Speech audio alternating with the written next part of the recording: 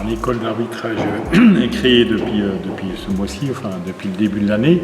Il s'inscrit en fait dans le projet global du club où on a lancé plusieurs sections. Le baby hand début d'année qui s'est arrêté avec la crise, mais on voulait aussi accentuer notre école d'arbitrage puisqu'on avait des arbitres bénévoles qui venaient des jeunes arbitrer des autres équipes, mais on a senti un besoin plus important de se lancer dans l'arbitrage. Donc des membres du club, dont Baptiste a émis l'hypothèse de créer une école d'arbitrage, et au conseil d'administration, on a trouvé ça une très bonne idée. Donc c'est de créer vraiment un effet groupe qui puisse arbitrer, qui puisse se former, qui puisse aller voir des matchs, rencontrer des arbitres pros, et de créer vraiment une petite communauté avec un logo, avec des tenues, avec des sorties en commun. Et donc ça a rencontré quand même un franc succès puisqu'on a à peu près 18 jeunes qui ont manifesté l'envie de le faire cette année et les années suivantes. Et donc sans arbitre, pas de match, pas de club. Et donc on a vraiment voulu accentuer avec la crise sanitaire, trouver d'autres solutions ou d'autres choses à faire dans l'année. Et donc les jeunes ont participé là depuis 3 jours à une formation et un stage, et ils étaient vraiment ravis, et nous sommes ravis de pouvoir créer cette école d'arbitrage.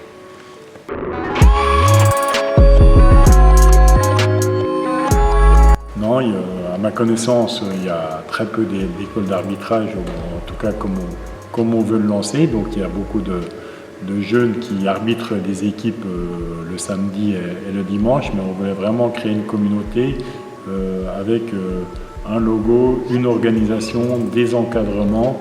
On veut trouver des parrains aussi qui soient arbitres au niveau national.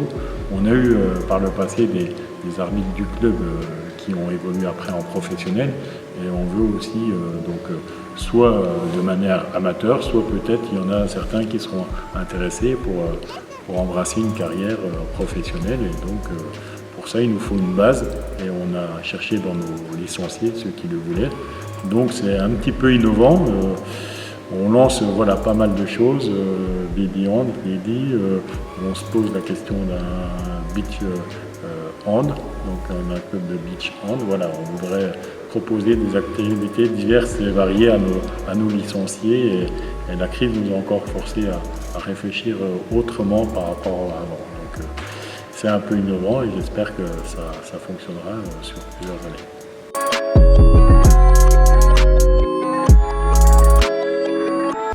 Alors je dirais qu'il est double, une année de frustration, presque 2 ans de frustration, puisque l'année dernière ça s'est arrêté au mois de mars, et cette année on a démarré septembre-octobre, mais ça c'est le lot de tous les clubs de France et de Navarre.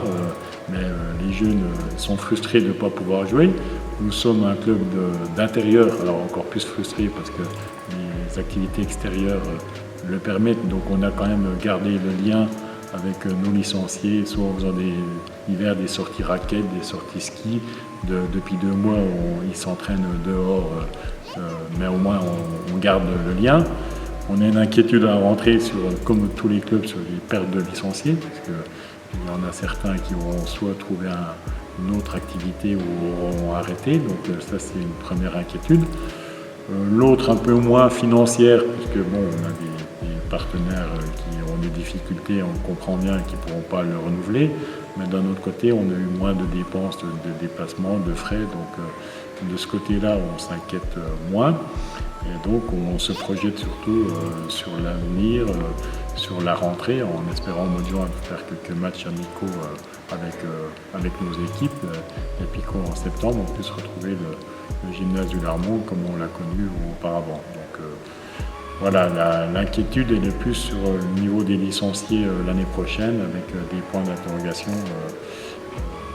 et aussi le côté sportif, quand ça fait 1 an ou 2 ans qu'on n'a pas joué, mais ça sera le lot de toutes les équipes avec des niveaux un peu hétérogènes, et il faudra du temps pour retrouver l'encadrement et la compétition comme on l'a connu.